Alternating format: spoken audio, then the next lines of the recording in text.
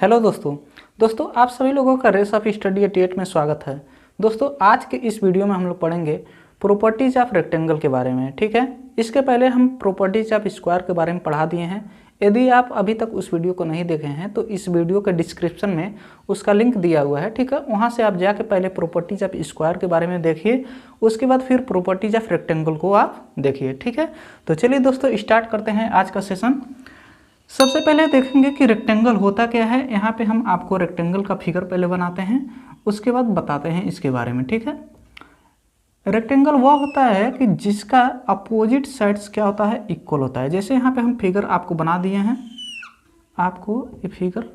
ठीक है, देखिए जैसे यहाँ पे ए है, बी है और ये सी है और ये डी है। ठीक है, तो देखिए ए बी जो है इस सी डी के क्या होता है, पैरेलल होता है। और यह ए बी जो है इस सी डी के क्या होता है, ए बी जो है इस सी डी के क्या होता है, इक्वल भी होता है और पैरेलल भी होता है। ठीक है, इस बात को हमेशा याद रखना है। ठीक है, और फिर से ए डी जो है इस बी सी के पैरेलल भी है और इक्वल भी है। ये पैरेलल भी है और इक्वल भी है। ठीक है, तो और देखेंगे जो रेक्टेंगल होता है इसके पूरे जो एंगल होते हैं, इंटीरियर एंगल, ए परपेंडिकुलर होते हैं। क्या होते हैं, परपेंडिकुलर होते हैं। ठीक है, मतलब 90 डिग्री होते हैं। ठीक है, तो यह एक क्या होता है, रेक्टेंगल होता है। यहाँ पे ये है आपका रेक्टेंगल। अब चलिए इसके बारे में, इसका प्रॉपर्टी हम यहाँ पे लिखते हैं। प्रॉपर्टी नंबर फर्स्ट होता है, यहाँ पे लिखते हैं properties of rectangle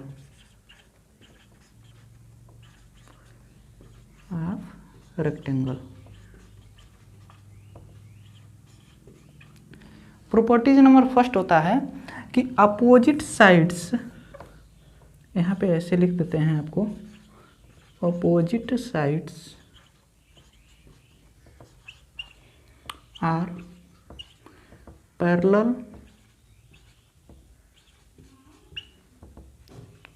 and equal. ठीक है, जैसे यहाँ पे देखेंगे अपोजिट साइड्स क्या क्या है। ए बी जो है अपोजिट किसके है, सी डी के। ठीक है, तो ए बी जो है पैरेलल किसके है, सी डी के पैरेलल भी है और इक्वल भी है। कहने का मतलब ये होता है कि जैसे मान लीजिए अगर ए बी का, ठीक है, लेंथ जो है अगर मान लीजिए 20 सेंटीमीटर है तो ये सी डी भी कितना होगा, 20 सेंटीमीटर ही होगा। ठीक है, तो यहाँ पे हम ऐसे लिख दे रहे हैं, ए बी जो है पैरेलल है सी डी के एंड ए डी पैरेलल किसके है, बी सी के। तो A D parallel B C. ठीक है दोस्तों, ये पैरेलल का सिंबल होता है। ठीक है, ये पैरेलल का क्या है, सिंबल है। ठीक, और एक पॉइंट और लिखते हैं कि ए बी बराबर क्या होता है, सी डी होता है। यहाँ पे लिख देते हैं A B equal to C D होता है एंड ऐसे ही ए डी के बराबर क्या होगा, बी सी भी होगा। तो A D equal to B C. ठीक है, तो ये बातें आपको याद रखना है। ये फर्स्ट प्रॉपर्टी हो गया। ठीक है, प्रॉपर्टी नंबर सेकेंड हम लोग देखेंगे, यहाँ पे लिख रहे हैं। ठीक है, all interior angles are 90 degree. ठीक है, या राइट एंगल बोल सकते हैं। यहाँ पे लिख देते हैं all interior angle are 90 degree. ठीक है, या इसी को आप राइट एंगल भी बोल सकते हैं।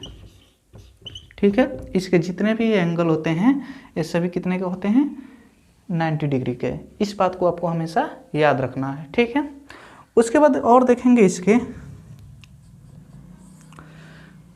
अब समझेंगे इसके जो डायगोनल्स होता है। जैसे इसमें दो डायगोनल्स होगा, ए से सी तक और बी से डी तक। तो यहाँ पे हम डायगोनल आपको बना के दिखाते हैं। जैसे ए सी एक डायगोनल हो गया और यह बी डी हो गया, बी से लेकर ये डी तक जो हो गया एक डायगोनल हो गया। तो इसके दो डायगोनल होते हैं। तो यहाँ पे मोस्ट इम्पोर्टेंट ये है कि, ठीक है, यहाँ पे लिखेंगे diagonals are equal, diagonals are equal to each other। ठीक है। इसके जो डायगोनल होते हैं ये आपस में क्या होते हैं, इक्वल होते हैं। कहने का मतलब जितना AC का मान होगा उतना ही क्या होगा, BD का भी मान होगा। अगर डायगोनल AC का मान दिया रहेगा मान लीजिए 50 सेंटीमीटर, तो BD इक्वल टू भी कितना हो जाएगा, 50 सेंटीमीटर। ठीक है, इस बात को आपको हमेशा याद रखना है कि डायगोनल AC इक्वल टू, जैसे यहाँ पे हम लिख दे रहे हैं, AC इक्वल टू क्या होगा, BD होगा। ठीक है, ये आपका थर्ड प्रॉपर्टी होगा। और आपको हम बता दें कि ये कैसे होता है, कैसे आप इसको जल्दी से प्रूव कर सकते हैं। जैसे मान लीजिए अगर A से B तक ये लेंथ है तो इसको L से डिनोट कर दे रहे हैं, और B से C तक, अब समझिएगा यहाँ पे B से C तक ब्रीथ है तो यहाँ पे ब्रीथ। ठीक है, और हम लोग जानते हैं कि जो रेक्टेंगल होता है इसके अपोजिट साइड्स क्या होते हैं, इक्वल होते हैं।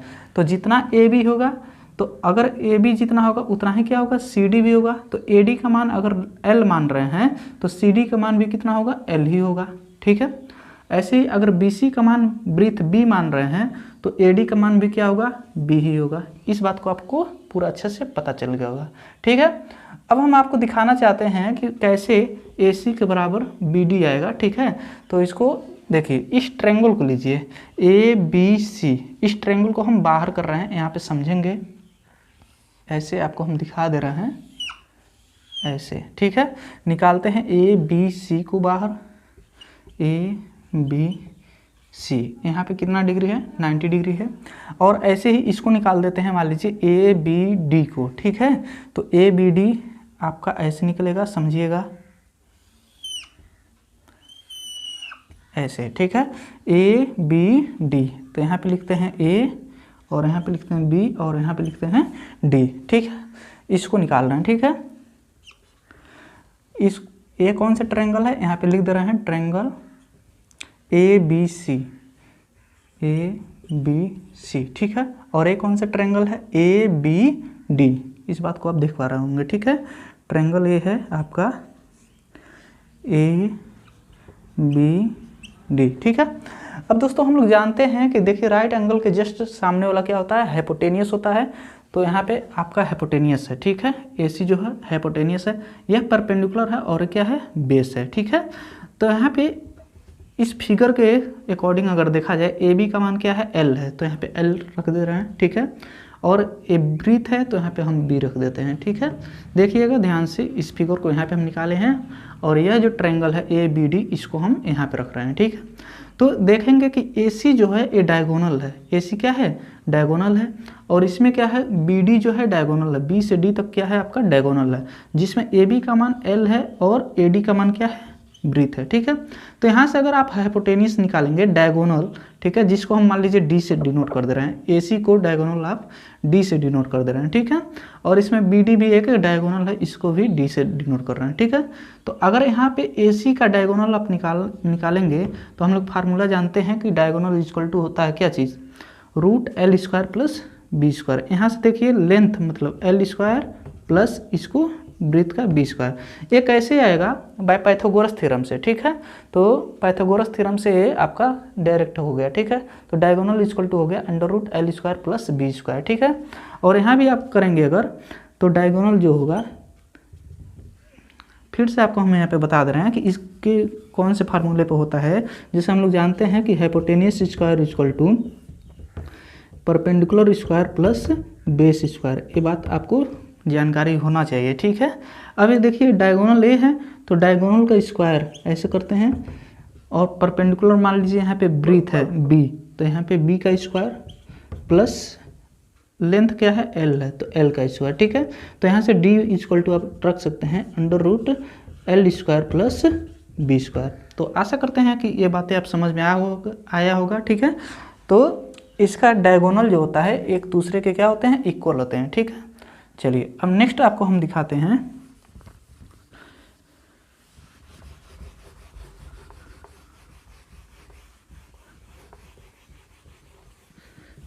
ठीक है, तो आपको हम अभी तक 3 चीज़ बता चुके हैं, opposite sides are parallel and equal.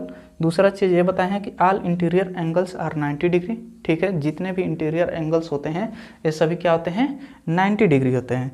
Diagonals are equal to each other, इसके डायगोनल जो होते हैं एक दूसरे के क्या होते हैं, इक्वल होते हैं। ठीक है, इस बात को आपको हमेशा याद रखना है। और चलिए और भी हम कुछ बातें इसमें बताते हैं रेक्टेंगल के बारे में। ठीक है, समझिएगा। यहाँ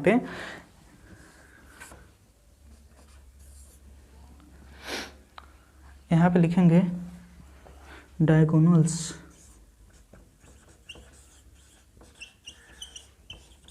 are not perpendicular to each other.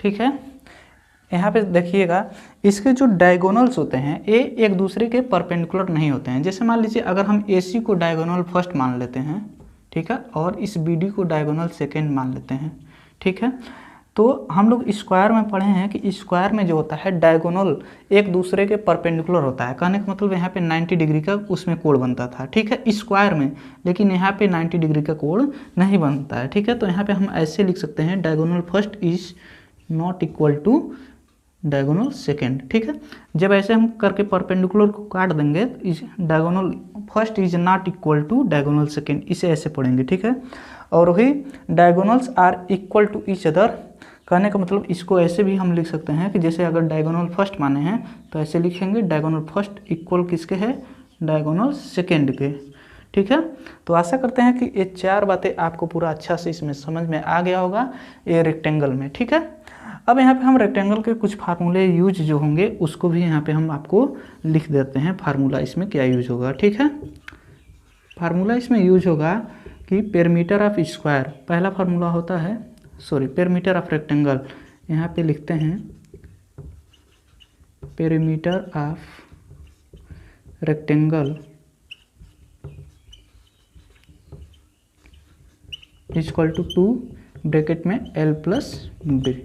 ठीक है, कहने का मतलब लेंथ है प्लस ब्रीथ है, पेरीमीटर ऑफ रेक्टेंगल का ये। ठीक है, सेकेंड फार्मूला इसमें यूज किया जाएगा area of rectangle, area of rectangle equal to होगा लेंथ इंटू ब्रीथ। ठीक है, L इंटू B का मतलब होता है लेंथ इंटू ब्रीथ। ठीक है, थर्ड फार्मूला इसमें यूज किया जाएगा डायगोनल ऑफ रेक्टेंगल,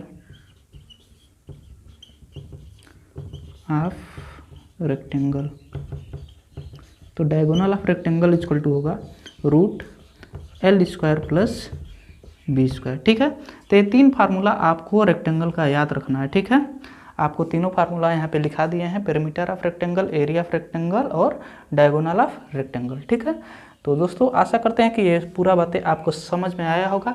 ये पूरा जितना भी इम्पोर्टेंट रूल था आपको हम इसमें बताने की कोशिश किए हैं। ठीक है, तो चलिए दोस्तों मिलते हैं नेक्स्ट वीडियो में फिर। और यदि आप कॉन्ग्रुएंसी का, ठीक है, कॉन्ग्रुएंस ऑफ ट्रायंगल का मान लीजिए अगर आप पढ़े नहीं है तो उसको भी जाके आप जरूर पढ़िए। ठीक है दोस्तों, मिलते हैं नेक्स्ट वीडियो में। Thank you.